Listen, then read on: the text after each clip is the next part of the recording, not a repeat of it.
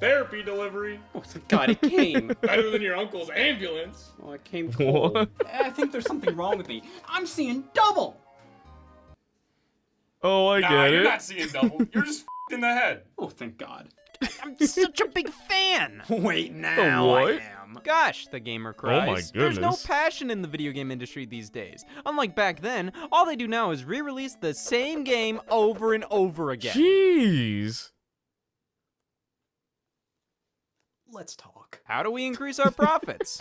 It's called theft. Or you could just do what you're already doing. Again! Yeah. This is not helping my case. Have you ever wondered why Pokemon Because of games petty come in theft. twos? I mean, it's something we're so used to at this point. It's strange when they don't. Two games releasing on the same day, but Oh, they're yeah. so damn similar. It's like they're each a different side of the same Whoa. coin. Pokemon Red and Pokemon Blue. What's the difference between them? I don't know. Turns out the real difference is that mine is better. Yes, the dual release. Some may call it an outdated strategy, but I won't say no to another method of size debate. So what's What? the point of this? Okay. Why don't they do it elsewhere? Well, see, if you release two different Pokemon games with minute differences, most people just pick the one with the cover art they like the most. More diehards will Yeah. pick the one they find to have the more compelling distinctions, Oh, and those who yeah. need help will buy both. One of the biggest reasonings Yeah, behind not me. doing a dual release is the two different versions of the game communicating in some way. So some Oh, things the you can only get in link Pokemon Red, cable. well, if a Pokemon Blue player links up with a Pokemon Red Okay, player, that looks you can trade to get awesome. those Red exclusives in your Blue. Thus, you create a sensation where players are incredibly defensive towards the version they picked, which encourages more discussion on the games, a deeper connection towards the series, and excuses. Well, I picked Pokemon Blue because red is too much for me to handle right now. Pokemon is obviously the most iconic example of this strategy. I like blue for You may know blue. that, as it's the only example I've given. Not sure if this would have been a great opener. Oh, All what? of the traditional mainline Pokemon titles follow this format, starting Most with the in launch power of Pokemon Red games. and Green in 1996, only in Japan. Yeah, Red and Green. Odd choices for initial Yeah. colors. Should have gone with Pokemon Orange and Light Pink. Later on, they released Pokemon Blue as an I'm a updated light pink third version. which also became a Pokemon staple. Here in North America, we ended up just getting Red and Blue, which those colors are sworn Yeah. enemies, making those the dual release over here encouraged more debate amongst players of I'm a what blue. color to get. Especially considering Pokemon was brand new here, the fact that certain elements were exclusive Oh, to each yeah. version didn't matter nearly as much. Yeah, Mankey's only in Pokemon Red. Thank God I picked blue. So the entire point of Pokemon is to try and catch 'em all, get all the Pokemon. That tagline alone some kids up for life. It's on the box for each version, yet you can't catch 'em all in either one of these games. The only way is to have a Oh friend my with an alternate goodness. color. Or the easier solution, buy another game. Ooh, don't forget a I've- second Game Boy and link cable. Believe had me, no this is what friends. many actually do with every new Pokemon release. It really makes you think. I should re-download Tinder. This was meant to encourage Whoa. players of Pokemon to interact with each other, like people. Now, did you really need to release the Oh, game the as two separate but nearly micro. identical versions? Well, let's be fair. Money, that that's Game Boy Link why. cable was really only ever utilized in a head-to-head multiplayer sort of deal. Pokemon was frankly pretty damn revolutionary for allowing you to swap the things you've collected in-game It with was another so player, cool, and to also though. keep said things on your cartridge. It was ingenious, something that really wasn't done before. And while you would still have incentive to do that if there was just one Pokemon game available, having two made it 100% necessary to link up and trade in order to get everything. Yeah. Also, it just fit the Pokemon series, getting to pick your starter Pokemon at the beginning, just after getting to pick your favorite color, stone, letter, and Pokemon Red and Blue plus Green in Japan really did a lot for these letters. No Z though. Well, not in that order. Do you ever see Oh. when something is popular, others copy it, but they copy the wrong thing? Like, oh, Pokemon just hit it big, and why is that? 2 games, colors. Oh, and negligence. So many series have attempted the dual release. I mean, hey, if Pokemon does it, why can't Bomberman? There are laws, you know. Now, Nintendo themselves, they tried applying this format to some of their other franchises, most notably The Legend of Zelda, with the games Oracle of Seasons Freaking and Scott. Oracle of Ages. 2 games released right alongside each other that would connect, though unlike Pokemon, these are both different games. They may be cut from Oh, the yeah, same they cloth and are. have numerous shared elements, but playing one Oracle game does not mean you played the other. These games fundamentally construct a two-parter, though the order in which you play them doesn't matter. Beating one gives you a code to enter in the other to continue on and get the full experience. It isn't like how in Pokemon games the only difference is I'm wearing a hat this time. No, this is a very unique and cool take on the dual release format. It doesn't feel like they're trying to piggyback on Pokemon's success, rather put their own spin on having 2 games released at the same time. Yeah, It that showed sounds that if really Nintendo was going to cool. do more dual releases, they weren't just going to do something like different Pokemon in each game. They were gonna do it with dogs. Nintendogs on the Nintendo DS released in 3 variants at launch, each with different dog breeds to pick from. Which dog did you choose? I wonder who bought them all. Squirtle. Turns out Nintendo wanted this to feel like you were picking a dog from the pound. Best so dog. initially, the idea was to have 15 separate versions of Oh Nintendogs my for each breed on goodness, shelves at once. Roach.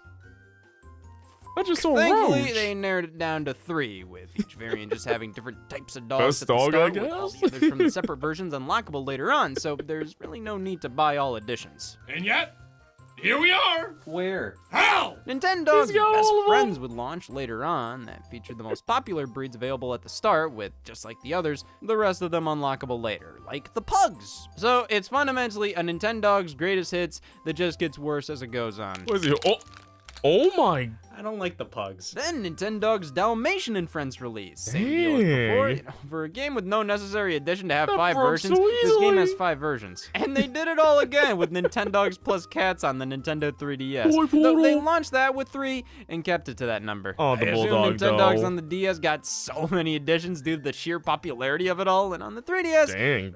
not so much. But that didn't Aw. stop Nintendo from attempting a multi-version release with another one of their franchises. In 2016, Oh, we got yeah. Fire Emblem Fates.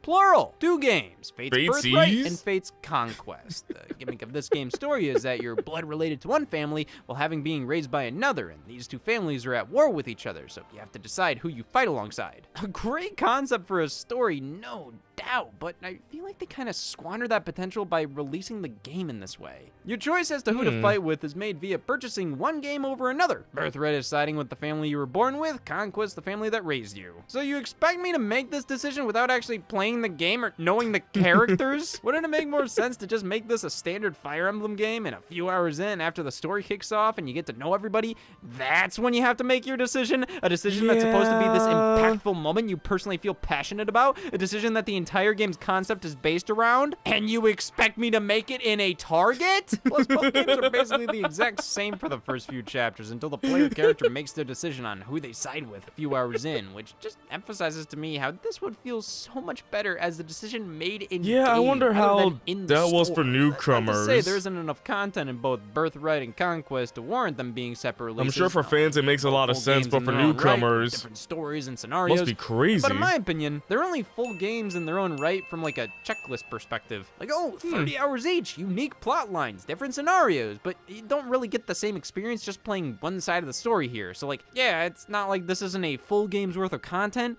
but that doesn't mean it isn't 1/3 of a full game at its core. Because there was a third version released. This one was only available as downloadable content. Fire Emblem Fates Revelation, where you try to get both families to work together. And all 3 versions were bundled together on a single Nintendo 3DS cartridge, exclusively in the Fire Emblem Fates Special Edition. Yeah, this pretty much confirmed the split release was done more so for more sales rather than to enhance the experience in any way. Money. They don't refer to Birthright, Conquest, and Revelation as 3 separate games, rather 3 paths. Hell, the back of the box calls it the complete version of Fire Emblem Fates, so it makes far more sense for everything to just be on one cartridge. Dang. I don't make the rules.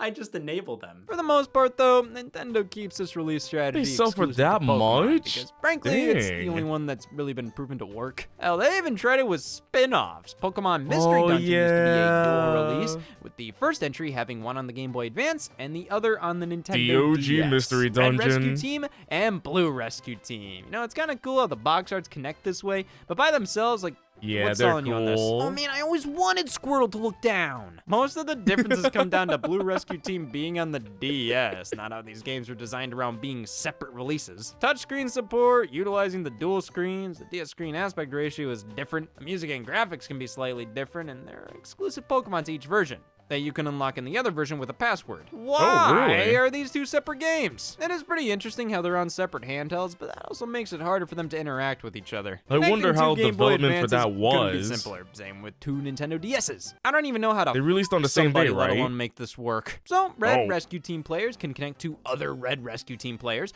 Same with Blue Rescue Team players. You can connect Red Rescue Team to Blue Rescue Team by plugging the game into the DS's GBA slot, but you can't physically connect the DS game to the GBA game. So if you want to do that, you have to use passwords to trade version-exclusive Pokemon. Which Those you can long just look up passwords. online. Can't really blame them for the lack of communication between the two games, as being on two different systems will do that to you. But this feels like they were making this game for the Game Boy Advance when, damn it, put it on the DS for a multi-platform release, but decided to be cute, and they gave each version a unique twist. They also crucified my productivity for the past 3 minutes. Mystery Dungeon continued to receive dual releases until Gates to Infinity on the 3DS, which was just one standard game. Then when Red and Blue Rescue Team were remade on the Nintendo Switch, they were combined to just be one title, Rescue Team DX. That's what happens with a lot of series. Looks They try fun. this out until Looks like a eventually lot of giving up fun. and going back to what worked originally. Case in point, Yokai Watch, Oh, one of the Yokai biggest Watch. games on the Nintendo 3DS. It took Japan by storm in ways not seen since Pokemon's debut, which was just the beginning of the comparisons between the two franchises. I mean, both are RPGs, both are about kids collecting and befriending unique monsters, both launched a huge line of merchandise, anime, movies, manga, spin-offs, so And really, what's more similar unfortunately to over Ganondorf? here. Well, Yokai Watch was just one game. Yeah. Yokai Watch 2 released similarly to any other Pokemon game. 2 titles. I can just imagine all the kids on the playground debating, what do you prefer, bony spirits or fleshy souls? Neither! The differences are like any other Pokemon game. Version exclusive yokai in each one, plus they eventually did a third version, much like Pokemon. They used the dual release tactic again for the spin-off Yokai Watch Blasters and Yokai Watch 3, but only in Japan, as when the game was localized, they just released one game. You know, that's probably due to a number of different things. The series was suffering from a decline in popularity alongside the game launching in North America in 2019 on the Nintendo 3DS. That's damn creepy. So, like, why put out 2 versions of the same game for We a didn't get handheld the that Just Dance fundamentally its game. last year of relevancy in a series that was also fundamentally in its last year of relevancy? I assume Nintendo, who published it outside of Japan, said the same thing and took the third version of the game and just localized that. Yes, third version, as I've already discussed. That's Really? oddly enough a common theme with dual releases. You put out 2 versions at the same time, then sometime later, you put out a third as the definitive release. After Pokemon Red and Blue came Pokemon Yellow, which has a couple gameplay, the story, and Pikachu graphical one. tweaks, which is what most of these versions consist of. Third versions would often follow each Pokemon game, and then we got Pokemon Black and White. Obviously, the third one's gonna be Pokemon Gray. But then they thought, well, why not make the third versions dual releases themselves? Bam! Pokemon Black 2 and White 2. To be fair, these are full-blown sequels to Black and White, not just better They versions are of them. loved. So sure, doing this makes sense. But hey, Pokemon X and Y released? Surely there'll be a third version titled Pokemon Z. I mean, no, they made a follow-up to the anime based on Pokemon X and Y titled Pokemon XYZ. They did. Surely this is gonna happen. Don't give your hopes up. Well, Instead, we just got a flat-out new set of Pokemon games 3 years later. Pokemon Sun and Moon. Now, those included special moves you could perform called Z moves. Okay, well, now you're just teasing me. Yeah, After Sun and Z. Moon, rumors spread about a third version titled Pokemon Stars. Oh, wait, on the I Nintendo remember Switch. Stars. Instead, we got Ultra Sun and Ultra Moon on the 3DS 1 year after Sun and Moon. Enhanced with some alterations from the originals, just like most third versions of Pokemon Still before. don't It's just understand. now they found a way to turn Do that we third play Sun version and Moon into a or dual Ultra release Sun in and of itself. Moon? I mean, they Or remade both. Pokemon Yellow for Nintendo Switch and turned it into Pokemon Let's Go Pikachu and Let's Go Eevee. They turned the Eevee? third version of a dual release that was meant to be just one game into 2 games. Who knows what else they're capable of? Dual releases are interesting when you analyze Scarlet them, and Violet? especially when you realize they mainly only ever worked for Pokemon. Because there's a slew of other games that attempted the same damn thing, and they all flopped because what did they do? Not the Exist. Austin Powers. Oh Behave, or Austin Powers Welcome Is to My that really a Underground dual Lair. release? Oh man, should I breathe or hydrate? These games are fundamentally simulations of each Austin Powers character's computers with a few minigames available within. For the time, some of this can be a bit novel, like how there are video What clips i- from the movies and how a very limited parody of Windows is in your pocket at all times.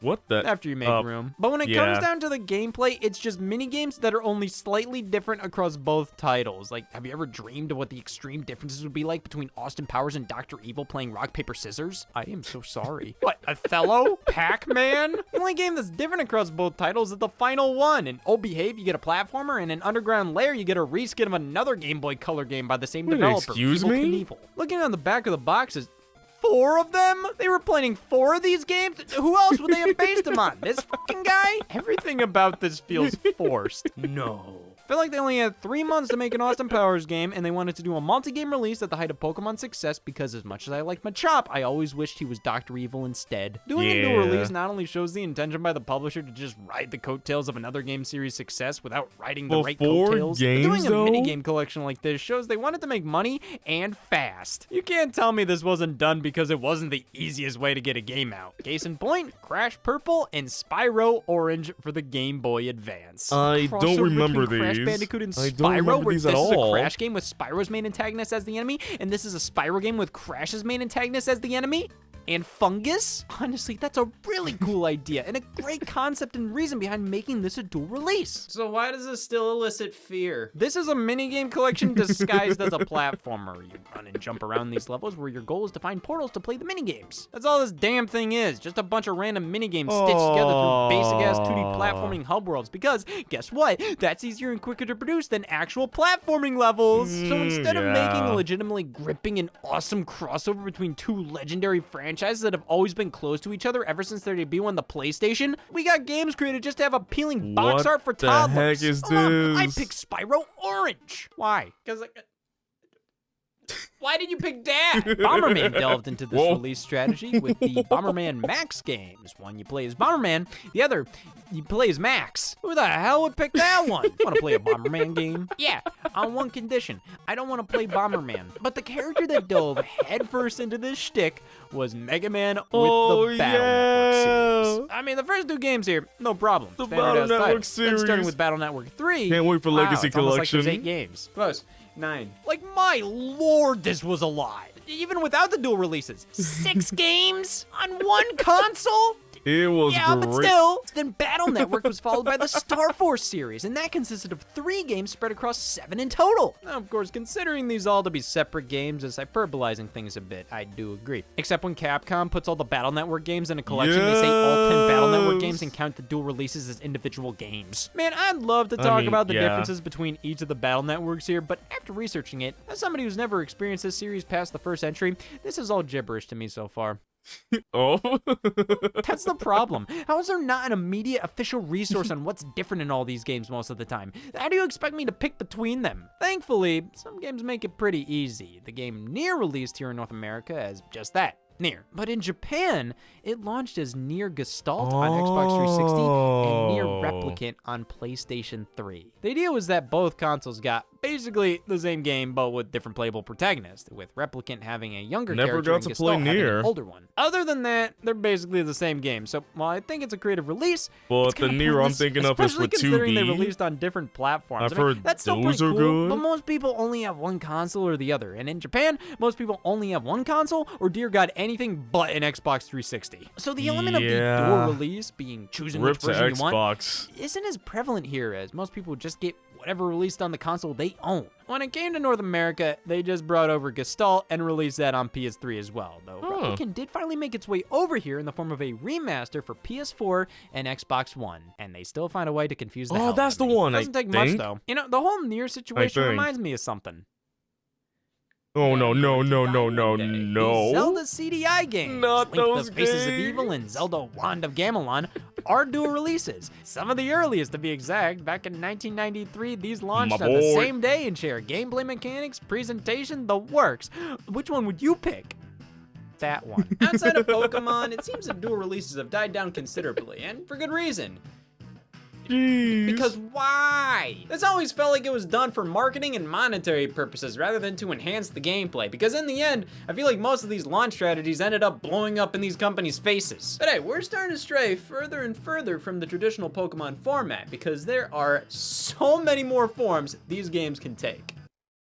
Oh, Can you say Hey Al yeah. Scott here? My therapist never recommended me to do any of this. Why would I waste a Hale Scott here on that? Because I'm scared what's gonna happen. It's just Sonic Boom. And Genghis Khan was just a fucking guy. You have the different games on different consoles in the same series on the same day. Assassin's Creed Unity and Assassin's Creed Rogue, Sonic the Hedgehog and Sonic the Hedgehog Genesis, Ugh, Sonic not Boom, Rise of Lyric and Genesis. Shattered Crystal. Man, Ugh. this is not going well today. Looney Tunes Acme Arsenal and Looney Tunes Duck Amuck. These have absolutely nothing to do with each other, but they gave them similar box art and released them on the same day. Is there any benefit to releasing these games on the same day? I feel like putting 2 Assassin's Creeds out at the same time makes it less likely somebody's gonna pick up both. If you release them like a month apart, that would give the player time to beat one and move on to the next, or save up their money to buy the next. And the gall of Sega to release 2 games called Sonic the Hedgehog on the same day. Sonic Boom would always advertise itself as a game that coming sounds to both confusing. Wii U and 3DS, and when it launched, they were 2 completely different titles. I don't get it, man. I do think staggering releases can be good for games like these, so players don't have to make a choice.